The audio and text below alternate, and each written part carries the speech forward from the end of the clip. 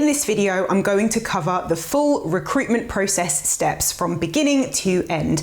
If you're unsure of what recruitment is, as in the definition, or what a recruiter does, then you can check out this video as I explain all of that at the beginning of that video.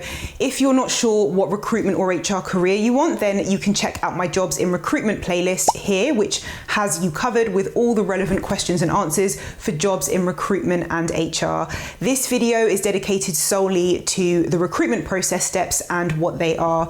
So this is useful if you're going into recruitment for the first time and you want to know, or you'll need to explain it in a recruitment interview, or if you're in HR and you need a better understanding of the recruitment process in HR, perhaps for a presentation or for work. But it's also useful if you want to move up in your recruitment career, because in many interviews you may be asked to give a presentation of how you've conducted the recruitment process or how you've managed the end-to-end process for a difficult hire or a normal hire, and it helps to be able to explain it in a way that's clear, coherent and concise, but also engaging. So let's jump in. Briefly, I'm Anne-Marie Celeste. I cover tough interview questions and answers on this channel, but I also cover some specialist recruitment topics and general interview advice. I've worked in in-house and RPO recruitment for the last 11 years.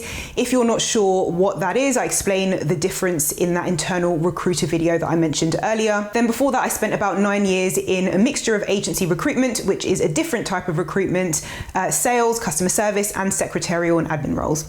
All right, so this video will cover the internal recruitment process in HR, because the recruitment process is different for external agency recruiters, internal recruiters, RPO recruiters, embedded recruiters, exec search, and so on. I say this because it's really important to remember this as we go through, that internal recruitment is within HR, which is an abbreviation for human resources, and it can also be called the people function as well. So the recruitment process has 10 steps. I may have given slightly less steps in other recruitment videos, mainly because I wasn't able to go into as much detail as I will in this video, but overall there are 10 main steps: approval, kickoff or briefing, advertising, agency engagement, that's not always relevant, but we'll cover that when we get to that step, sourcing, shortlisting, interviews and assessments, rejections and offers, offer acceptance, and employment contracts. And although this isn't included in the recruitment process, that last step, it sometimes falls into recruitment duties, so I'll also include onboarding and induction briefly. So the internal recruitment process can also go by the following descriptions: recruitment and selection, recruitment cycle, recruitment strategy, recruitment steps, and recruitment life cycle. Step 1 is approval. So approval is where a manager identifies that they need to hire someone, maybe due to someone leaving, maternity leave or maternity cover, long-term sickness, or maybe there's just loads of work that needs to be done, so they need to request a hire, and that request needs to be approved. So the job vacancy goes through internal checks. This should happen before it reaches the recruitment function. So although approval is not technically part of the active recruitment process, I've included it here because it's critical that the recruiter checks that it has actually gone through this process, this approval process, before starting work on the role as part of the recruitment cycle. So what does the approval process include? Well, it's cut into 3 steps. So the first is headcount approval. This is where headcount of the role is approved. So does the vacancy for this new role fit into the company structure? Is there space for it in the team or department? Has the department leadership approved a new job to sit in their function, and are they aware of it? So the final department that needs to approve a new vacancy is HR, and this is part of HR that is separate to recruitment. So this is normally done by an HR generalist. Their job title would likely be HR business partner, also known as HR BP. Sometimes an HR manager might do it as well, or in some companies, the head of HR would carry out these steps. Second is the job description. So the job description needs to be written by the line manager of the role. The line manager knows what they want that person in their team to do, so they need to write this down, and ideally they'd work closely with the HR representative, whoever it is, to make sure it's not too long, too short, or has discriminatory language included in it, and also that the skills are labeled clearly. So later in the process, the job advert will be created from the job description, so it's important that it's clear, checked over by the manager and HR rep. Third is salary benchmarking. So once the job description is done, the HR rep will carry out benchmarking for the role. So benchmarking is where HR will contribute to or decide what the final salary on offer for the role is. They'll compare the role against other roles in the market, plus they'll look at other market salary data. So they'll also look at the seniority level of the role, other salaries within the company, salaries within the team, and other factors to decide where the final salary of the role should be set. So I've cut out a lot of the process here because the contract type is also agreed along with other role details, and there are other steps that are taken in some companies, such as checking redeployment lists to check whether there are employees that are going through redundancy that should be offered the role before a new vacancy is signed off, looking at talent mapping or succession planning to see if someone internally should be moved into the role. But they are individually long processes, and I want to try and make this as concise as I can, if possible, so that you can take away key information and use it. So once that's all done, all the information will go onto an approval form, and that will be signed off by management and leadership in various areas. So that will go through to a recruiter, and the recruiter will book in a briefing meeting with the line manager or hiring manager of the role. Step 2 is the kickoff or briefing meeting. So now that the recruitment basics are done, the recruiter will meet with the manager to agree the recruitment process, and they'll also agree the advertising strategy. So the first part of the recruitment briefing meeting is confirming the details of the role that has been approved. So sometimes between approval and the role going to the recruiter, the manager might change something about the role. So sometimes they'll change the job title, sometimes they'll switch from wanting a temporary position to a permanent person, for example. So they'll tell the recruiter in the meeting. So depending on the change, it may have to go back through step 1, which is approval. And in this meeting, the recruiter will also run through their recommendations for where the role should be advertised. And the manager might also have avenues that they recommend. And this could include external job boards as well as the company's own internal careers website. They'll also discuss whether a recruitment agency will be involved, and this will usually be the case if the role is very specialist or perhaps quite senior. So the company will normally have a PSL, which is a preferred supplier list, a list of agencies that have pre-agreed that they'll work on some of the vacancies for that company, and they can be used whenever a new role is approved that the company needs help with or the internal recruitment team needs help with. Now, agencies are quite expensive, so generally the internal recruiter would encourage the manager to utilize their in-house services as a first step, and normally a budget would need to be approved as part of the first approval step in order to consider agency usage, but it's not the case in every company. So next is the interview process. So this includes how many people will be in the interview and how many stages of the interview there will be, who will conduct the various stages, and what type of assessments will be included. So usually there's between 1 to 3 stages of interview, and someone from HR will be included as well as the hiring manager or someone from the manager's department. So assessments can vary from online assessments, numerical testing, verbal testing, and even personality profile assessments.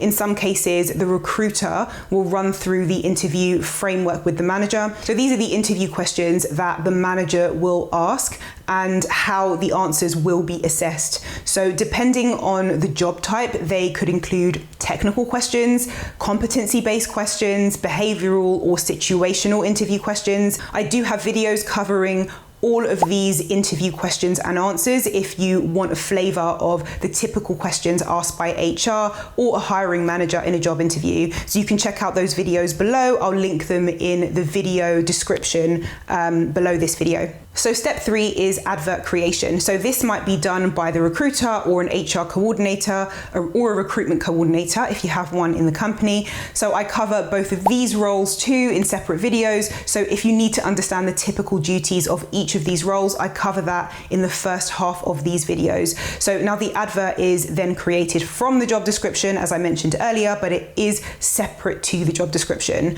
or at least it should be. So it should be much shorter and should highlight and sell the key parts of the role and the areas that are most attractive to candidates. That's what the job advert should do. So candidates don't want to and don't read 2 to 4 pages of a full job on an advert. So it should include key parts of the main duties in a conversational style, and it should include the company benefits, but only if they're competitive or unique. And lastly, what's in it for the candidate. So if you're getting value from this video, do click like. It's really helpful to this channel, and it really helps this video to show up for others on YouTube who are looking for help with the recruitment process steps. And there are other ways that you can support the channel in the description box below this video. So step 4 is contacting and briefing the agency. So normally this is done by the recruiter. If agency usage is involved, then the agency will be briefed on all the relevant details. They'll have the job description, salary range, estimated timeframes of the process and interviews. Then they'll have an initial briefing chat with the line manager directly. So this will be a little different to the briefing at step 2, which was an internal briefing. And this is because the manager is best placed to explain the day-to-day of the role and who their ideal candidate is. So often this call is directly with the recruitment agency. They will take that information and conduct their own candidate search and check their own database. Step 5 is active sourcing or searching for the right candidate. So while the advert is running, part of the recruiter's role is to go out and find candidates without just relying on the advert to bring in applications. And this could be searching an internal or external talent pool or candidate pool, if there is one. A candidate pool is a stored list of candidates that have previously applied for similar roles, but they were not successful or they didn't move forward in the process for one reason or another. So the recruiter might contact those candidates as a first step. This sourcing step can also include, and this is the most common way of sourcing, is using LinkedIn. So LinkedIn has a lot of tools that make it extremely effective for direct sourcing and recruitment, and that would be a whole other video in itself, as LinkedIn has become increasingly efficient at developing the tools and insights that recruitment functions need. So I don't believe that there is any other tool out there at the moment with the same level of advanced search functions. Plus, they are always introducing more and more, such as Talent Insights, which is a brilliant tool for understanding what's important to different candidate groups, as well as a bunch of other information like trends in competitor companies. The recruiter can also utilize local partnerships to draw candidates from, whether projects or charities that the company works with. And one other avenue to source candidates from is through referrals. So if the company has an attractive referral scheme, colleagues will make more of an active effort to refer their friends. So step 6 is creating a shortlist of the strongest candidates. So of all the candidates from applications, sourcing, and other methods and avenues, the recruiter will select the best and present them to the hiring manager. The manager will confirm which candidates they want to take through to interview, and either the recruiter or an administrator or the hiring manager will book in the job interview themselves. So step 7 is where the interviews that were agreed at the briefing in step 2 are carried out. Some of the timeframes will likely have changed. This is really common due to managers' workload, annual leave, and other usual work-related delays. The panel might also be slightly different from what was previously agreed. The recruiter will usually make sure that before the interviews are carried out, the candidates have confirmation emails detailing all the interview details, and that the interview panel conducting the interview have all the relevant documents like the candidate's CV, the interview questions, and the job description as well. Step 8 is where an offer is made to the successful candidate by the recruiter, and once the candidate has hopefully accepted, the recruiter will then reject the unsuccessful candidates. So rejections can be done by email or auto-sent from an ATS or recruitment system, but preferably the candidates would receive a phone call, or at least for the candidates that have reached interview stage and have given up their time to interview. So with candidate feedback, it's best to ask the candidates if they would like to be kept on file for future roles. Then you can add them to that candidate pool that I mentioned earlier, and it makes future recruitment for the same or similar roles much easier. So sometimes at this step, the candidate will negotiate, asking for flexible working, higher salary, etc. The recruiter will then need to share this with the manager, and in some cases the HR rep as well, to see how flexible they can be on the package that's on offer to the candidate. Then the candidate accepts and we can move into step 9. So step 9 is where candidates' details are verified. Sometimes references are collected, although less and less companies are collecting references nowadays, as they are often very limited in what they can include. Often after acceptance, the recruiter will hand the next steps, including the employment contract, over to another person in HR, such as an HR coordinator, and they'll keep their activities highly focused on recruitment. But in some companies, the recruiter will do the employment contract and trigger any background checks that are needed, and an employment contract is then sent out.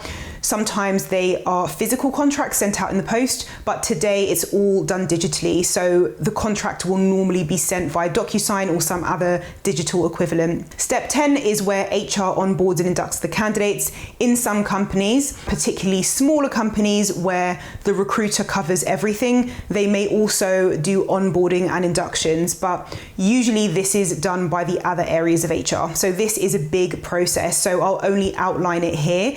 Onboarding a candidate involves working with the manager to make sure the candidate is ready to come on board and start in the company. So from an HR standpoint, it's making sure that the manager knows how to request equipment, system access, building access, and other things like that for the candidate. So induction is getting the candidate inducted and introduced to the company. So sometimes this is a group induction, which includes company introduction, introduction to other employees that are starting at the same time, sometimes a building tour if it's not virtual, and that can also include the signing of company policies as well. So if you have any questions about steps in the recruitment process, just leave a comment below. I do check the comments. Thank you so much for watching, and I'll see you in the next video.